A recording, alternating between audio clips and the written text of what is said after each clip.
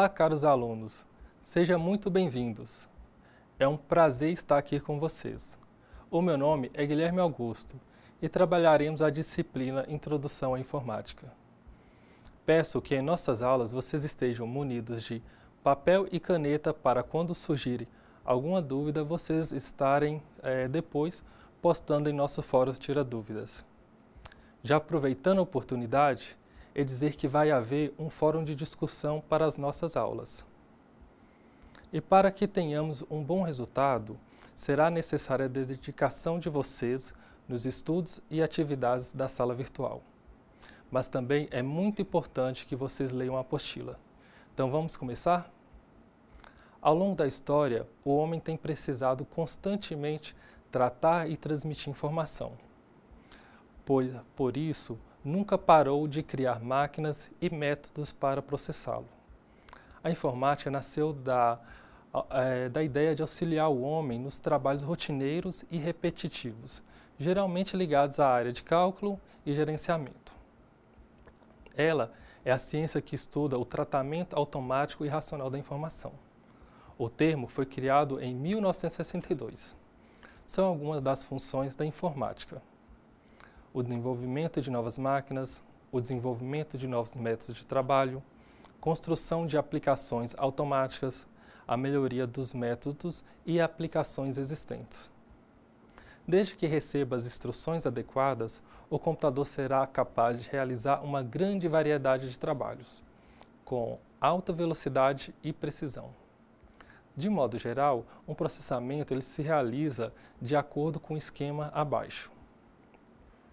Em suma, um computador tem 4 funções básicas: receber dados e informações de entrada, processar informação, produzir dados e informação de saída, armazenar dados e informações.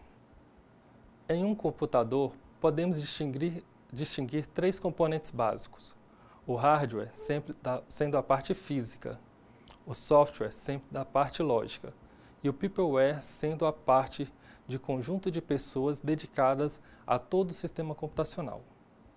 O primeiro equipamento eletrônico, com as mesmas características dos computadores atuais, surgiram durante a Segunda Guerra Mundial. Desenvolvido em conjunto pela Universidade de Harvard e a Marinha Americana, o primeiro computador, o Mark I, ocupava 120 metros cúbicos de espaço, possuía milhares de redes e precisava de 3 segundos para operar 2 números de 10 dígitos. Naquela época, os militares precisavam dos computadores não só para fazer cálculos de balística com rapidez, como também para desvendar as mensagens secretas enviadas entre tropas alemãs. Em paralelo, o exército americano desenvolvia o ENIAC. Possuindo cerca de 18.000 válvulas, o ENIAC foi desenvolvido em segredo para o uso na guerra e só ficou pronto meses depois de seu término. O ENIAC era uma máquina de 30 toneladas, 5 metros de largura por 24 de comprimento e possuía 800 quilômetros de fios. O grande problema do Mark I e do ENIAC era que a cada nova operação de programação, sua fiação elétrica tinha que ser totalmente refeita. Foi aí que John von Neumann, um matemático de Princeton, sugeriu que os computadores passassem a utilizar informações e programas na sua própria memória eletrônica. Acelerando o processo de desenvolvimento de novos computadores, surgem em 1947 os transistores. Os transistores eram menores, eles duravam mais, esquentavam menos e consumiam menos energia que as válvulas. Hoje em dia, não existem mais computadores constituídos com transistores, já que esses computadores eletrônicos foram totalmente substituídos por chips. Eles são feitos de silício, elemento químico muito abundante na natureza. Substitui com vantagens centenas e até milhões de transistores, possibilitando uma miniaturização ainda maior na construção dos micros. No quadro, temos as gerações de computadores. Elas são divididas em 5 gerações. A primeira corresponde de 1940 a 1952. Todos os computadores constituídos por válvulas. A segunda geração, que vai do período de 1952 a 1964, a substituição da válvula pelo transistor.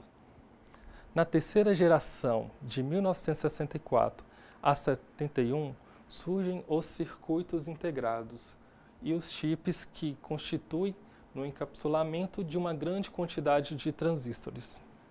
Na quarta geração, de 1971 até 81, aparece os microprocessador, que consiste na inclusão de toda a CPU de um computador num único chip.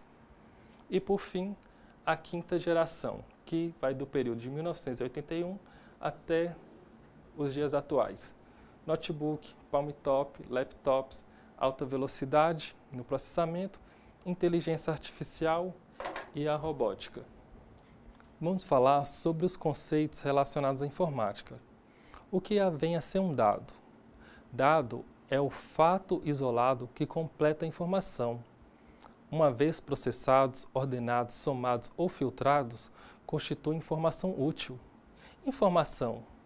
Ela é definida como conjunto de dados que permite transmitir qualquer tipo de conhecimento. Portanto, existirá informação sempre que se der conhecer algo que até então se desconhecia. Também temos o processamento de dados e o trabalho realizado pelo computador, a fim de obter um resultado prático. E finalizando, temos os sistemas numéricos, que é um conjunto de regras que nos permite escrever e ler qualquer número, utilizando para isso símbolos básicos. Os sistemas de medida dos computadores digitais, eles vão realizar suas operações em números binários, ou seja, temos números na base 2, enquanto o nosso sistema de numeração e contagem é baseado na base 10, ou seja, usamos de 0 a 9. Portanto, sendo o computador digital usuário da base numérica 2, significa que só usa internamente grandezas que correspondem aos dígitos de 1 a 0, ou presença e ausência de energia. No computador, o bit, representado pela letra B minúscula, representa sua menor unidade de processamento em uma última instância, correspondendo ao dígito 0 e 1. Quando se tem um conjunto formado por 8 bits, chamamos por convenção de byte.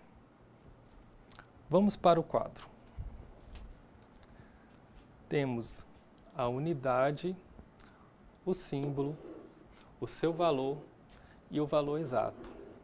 Assim, um bit, representado pela letra minúscula B, vai ser o valor de 1 ou 0, ausência ou presença de energia.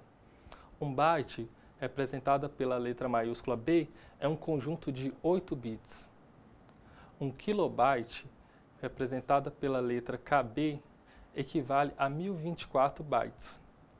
Um megabyte, MB, é o seu símbolo, 1024 kilobytes. Gigabyte, GB, 1024 megabytes. E assim em diante. Temos o terabyte, petabyte, entre outros valores. Vamos falar agora sobre o hardware e tipos de computadores existentes. O primeiro e o mais comum é o PC. O primeiro computador pessoal do mercado mundial foi lançado pela IBM. Também as workstation, estações de trabalho, são computadores mais poderosos e mais caros. São máquinas desenvolvidas normalmente para atender às necessidades das empresas em sistemas bancários, por exemplo, ou computação gráfica, que requerem maior confiabilidade. Notebooks são computadores pequenos, leves e portáteis. Os netbooks, similares aos notebooks, porém com foco em serviços baseados na internet. O palm-top, ele cabe na palma da mão e realiza quase todas as tarefas de um PC. Os smartphones tablets e, por fim, os mainframes, também chamados de supercomputadores. São computadores com alto poder de processamento de dados. Vamos conhecer os computadores mais a fundo e quais são os seus componentes. O primeiro deles é o gabinete. Nele é onde estão instaladas as partes do computador, responsáveis por armazenar e processar informações. Já a placa-mãe é o item mais importante de um computador. Tem a função de permitir que o processador se comunique com todos os periféricos instalados. É na placa-mãe que encontra-se o processador e a memória principal e as conexões para os periféricos. O processador, também conhecido como CPU ou UCP, Unidade Central de Processamento, é um pequeno chip de silício que cabe na palma da mão ou até na ponta do dedo. Podemos dizer que esse chip é o cérebro do computador.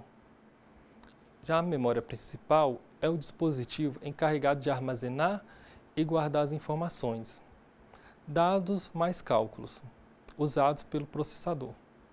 Periféricos são equipamentos conectados à placa-mãe. E, por fim, usando a porta USB, temos o teclado e o mouse.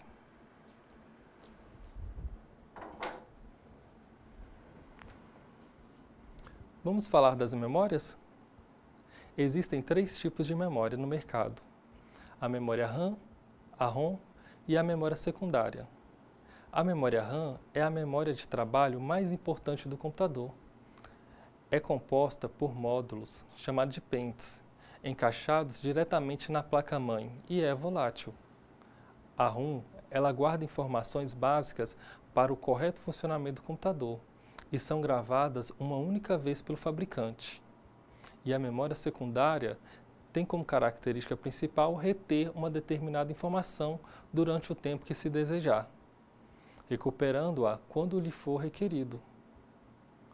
Os periféricos também temos 2 tipos: o periférico de entrada, que são dispositivos responsáveis por enviar informações para o processador, como exemplo o mouse, teclado, scanner, microfone, webcâmeras, filmadoras, sensores, diversos, entre outros.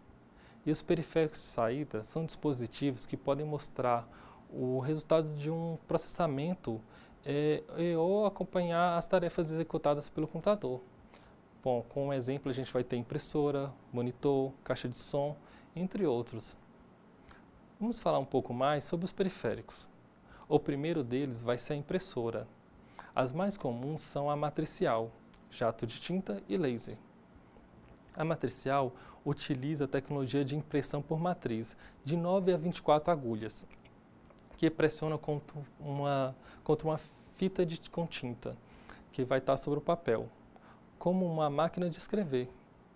Já de jato de tinta, possui tecnologia de impressão em que a imagem é formada por minúsculas gotículas de tinta que são lançadas sobre o papel. A impressora apresenta uma quantidade de impressão muito boa e a resolução dela é excelente. Já a laser usa a tecnologia de impressão baseada na sensibilização do papel por raio laser, com o uso de túner, por pó, e nesse processo a página é impressa de uma única só vez. É a melhor impressora disponível no mercado. Possui velocidade de impressão e, dependendo do modelo, pode até imprimir colorido.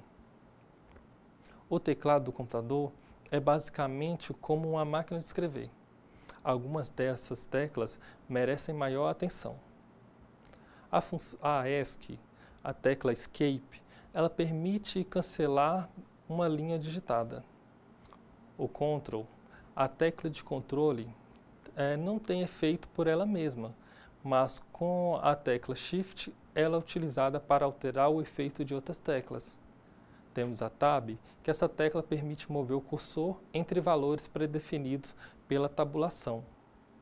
Pode ter uso um pouco diferente dependendo do programa que é utilizada. A tecla Break é geralmente rotulada com Scroll, Lock ou Pause. Em cima de uma tecla Break na frente não possui efeito para o sistema, mas é utilizada com o Ctrl para cancelar um comando. A tecla Windows é uma tecla especial, introduzida junto com o Windows 95. O seu uso é semelhante ao acionamento do botão iniciar pelo mouse. No Windows 7 e outros sistemas operacionais recentes, associada à tecla Tab, permite alterar entre as telas do computador de uma maneira muito interessante. Experimente. A tecla Print Screen, esta tecla permite tirar fotos da tela que está sendo exibida no sistema operacional. Temos as teclas de funções. Uma delas é F1. Esta tecla é a tecla de ajuda, o Help do Windows.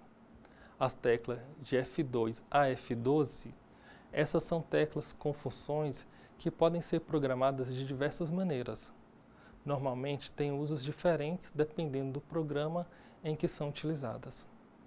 E com isso, encerramos os assuntos de nossa primeira aula. Lembre-se de acessar a sala virtual, participar dos fóruns e postar suas dúvidas.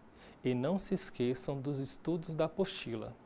Por enquanto é só, bons estudos e até a próxima!